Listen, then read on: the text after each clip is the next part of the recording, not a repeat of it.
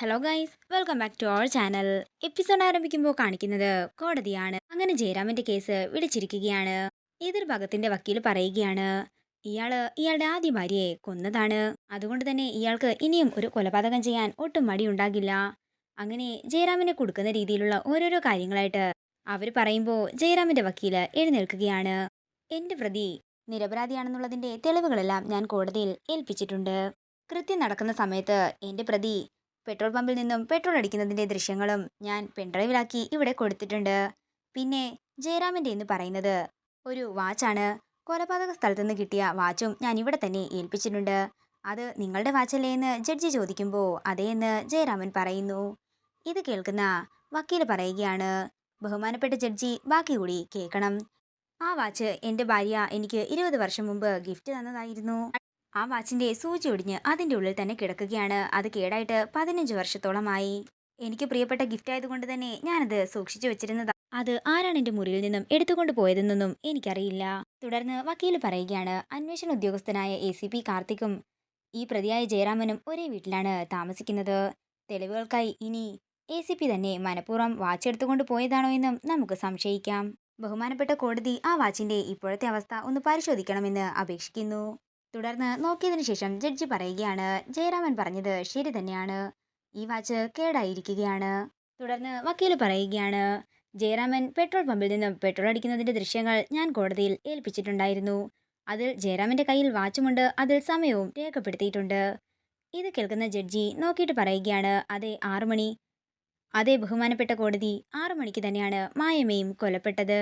ഈ criminal case ആരോ മനഃപൂർവ്വം എന്റെ പ്രതിയുടെ തലയിൽ ചാർത്തി കൊടുക്കാൻ ശ്രമിക്കുകയാണെന്ന് വക്കീൽ പറയുമ്പോൾ തുടർന്ന് ജഡ്ജി പറയുകയാണ്, ഈ തെളിവുകളുടെ എല്ലാം അടിസ്ഥാനത്തിൽ പോലീസ് കേസ് ഒന്നുകൂടി അന്വേഷിക്കട്ടെ.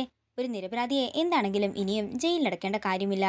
ജയറാമൻ ഈ ജില്ല വിട്ടു പോകാതിരുന്നാൽ മാത്രം മതി. ജയറാമന് ജാമ്യം അനുവദിച്ചിരിക്കുന്നു. ഇത് കേൾക്കുന്ന മീനാക്ഷിക്കും രാജലക്ഷ്മി അമ്മയ്ക്കും ജയറാമനും സന്തോഷമാവുകയാണ്. തുടർന്ന് ജയറാമൻ പുറത്തേക്ക് ഇറങ്ങുമ്പോൾ ജയറാമനെ കെട്ടിപ്പിടിച്ച് സന്തോഷത്തോടെ നിൽക്കുകയാണ് മീനാക്ഷിയും രാജലക്ഷ്മി അമ്മയും. അച്ഛാ, ഈ കേസ് തെളിയിച്ചത് എൻ്റെ അമ്മയാണെന്ന് മീനാക്ഷി പറയുമ്പോൾ അസിസ്റ്റ് ചെയ്തത് ആരാണെന്ന് കൂടി പറയാൻ രാജലക്ഷ്മി അമ്മ പറയുന്നു. അത് ഞാനാ അച്ഛാ എന്ന് പറഞ്ഞ് അവർ സന്തോഷത്തോടെ നിൽക്കുമ്പോൾ കാർത്തി അങ്ങോട്ടേക്ക് ചെല്ലുകയാണ്. തുടർന്ന് കാർത്തി ചെന്ന് വല്യമ്മാവ സോറി എന്ന് പറയുമ്പോൾ പോട്ടെ എന്ന് പറഞ്ഞ് കാർത്തിയെ ചേർത്ത് പിടിക്കുകയാണ് ജയറാമൻ. നേരം രാത്രിയാകുന്നു. പിന്നീട് കാണിക്കുന്നത് ചെമ്പകമംഗലമാണ്. കുഞ്ഞിനെ ഉറങ്ങിക്കഴിഞ്ഞ് കിടത്താനായി മുറിയിലേക്ക് കൊണ്ടുവരികയാണ് മീനാക്ഷി. തുടർന്ന് കാർത്തി അങ്ങോട്ടേക്ക് ചെന്ന് മീനാക്ഷിയോട് ക്ഷമ ചോദിക്കുമ്പോൾ ക്ഷമയുടെ ആവശ്യമൊന്നുമില്ലെന്ന് പറഞ്ഞ് കാർത്തിയെ കെട്ടിപ്പിടിക്കുകയാണ് മീനാക്ഷി. അല്ല കാർത്തിയേട്ടാ, നാളെയല്ലേ അവളുമായിട്ടുള്ള കേസിന്റെ വിധിയെന്ന് ചോദിക്കുമ്പോൾ അതേ എന്ന് കാർത്തി പറയുന്നു. നേരം പുലർച്ചെയാകുന്നു. പിന്നീട് കാണിക്കുന്നത് ഫാമിലി കോർട്ടിൽ ചെന്ന് നിൽക്കുന്ന കാർത്തിയെയും മൈഥിലിയുമാണ്. മൈഥിലി, നിനക്ക് മാറ്റമൊന്നുമില്ലല്ലോ. നീ ഇനി അവിടെ ചെന്ന് മൊഴി മാറ്റി വല്ലതും പറയുമോ എന്ന് ചോദിക്കുമ്പോൾ ഒരിക്കലുമില്ലെന്നും കുഞ്ഞിനെ പിരിയുന്നതിൽ മാത്രമേ എനിക്ക് വിഷമമുള്ളെന്നും മൈഥിലി പറയുന്നു. അതൊന്നും കുഴപ്പമില്ല മൈഥിലി, ഇടയ്ക്കിടയ്ക്ക് കുഞ്ഞിനെ കാണാനായിട്ട് പെർമിഷൻ ഞാൻ നിനക്ക് തരാം. തുടർന്ന് അവർ രണ്ടുപേരും അകത്തേക്ക് ചെല്ലുമ്പോൾ എന്തായി നിങ്ങളുടെ തീരുമാനം, വല്ല മാറ്റവും ഉണ്ടോ എന്ന് ആ അഡ്വക്കേറ്റ് ചോദിക്കുമ്പോൾ മാറ്റമൊന്നുമില്ലെന്ന് കാർത്തി പറയുന്നു. തുടർന്ന് അയാൾ പറയുകയാണ്, കാർത്തി കുറച്ചു നേരം പുറത്തേക്ക് ഇറങ്ങി നിൽക്കണം, എനിക്ക് മൈഥിലിയോട് കുറച്ച് തനിച്ച് സംസാരിക്കാനുണ്ട്. അങ്ങനെ കാർത്തി പുറത്തേക്ക് ഇറങ്ങുമ്പോൾ അയാൾ ചോദിക്കുകയാണ്, ചിലർക്ക് ഭർത്താവിരിക്കുമ്പോൾ സംസാരിക്കാൻ വലിയ ബുദ്ധിമുട്ടായിരിക്കും, അതുകൊണ്ടാണ് മിസ്റ്റർ കാർത്തിക്കിനോട് ഞാൻ പുറത്തേക്ക് ഇറങ്ങി നിൽക്കാൻ പറഞ്ഞത്. ഇനി മൈഥിലിക്ക് പറയാനുള്ളത് മൈഥിലിക്ക് പറയാം. തുടർന്ന് മൈഥിലി പറയുകയാണ്, എനിക്കൊരു എക്സ്ട്രാ മരിറ്റൽ അഫെയർ ഉണ്ടായിരുന്നു. അതുകൊണ്ടാണ് ഞാൻ മ്യൂച്വൽ ഡിവോഴ്സിന് ഫയൽ ചെയ്തിരുന്നത്. പക്ഷേ കുറച്ച് ദിവസങ്ങൾക്ക് ശേഷം ഞാൻ തിരികെ വരികയും കാർത്തിയോടും കുഞ്ഞിനോടുമൊപ്പം ജീവിക്കാൻ ആരംഭിക്കുകയും ചെയ്തു.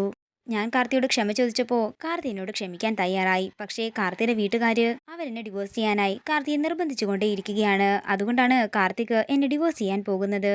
എനിക്ക് കാർത്തിയും കുഞ്ഞിനെയും പിരിഞ്ഞു പോകാൻ ബുദ്ധിമുട്ടുണ്ടെന്നും കാർത്തിയും കുഞ്ഞുമില്ലെങ്കിൽ ഞാൻ സൂയിസൈഡ് ചെയ്യുമെന്നും മൈഥിലി പറയുമ്പോൾ ഞാൻ മിസ്റ്റർ കാർത്തിക്കിനോട് സംസാരിക്കാമെന്ന് അയാൾ പറയുന്നു. ഇതോടുകൂടി ഇന്നത്തെ എപ്പിസോഡ് ഇവിടെ തീരുകയാണ്. വീഡിയോ ഇഷ്ടമായെങ്കിൽ മറക്കാതെ ലൈക്ക് ചെയ്യുക, ഷെയർ ചെയ്യുക, കമന്റ് ചെയ്യുക. കൂടുതൽ സീരിയൽ അപ്ഡേറ്റ്സിനായി മറക്കാതെ സബ്സ്ക്രൈബ് ചെയ്യുക.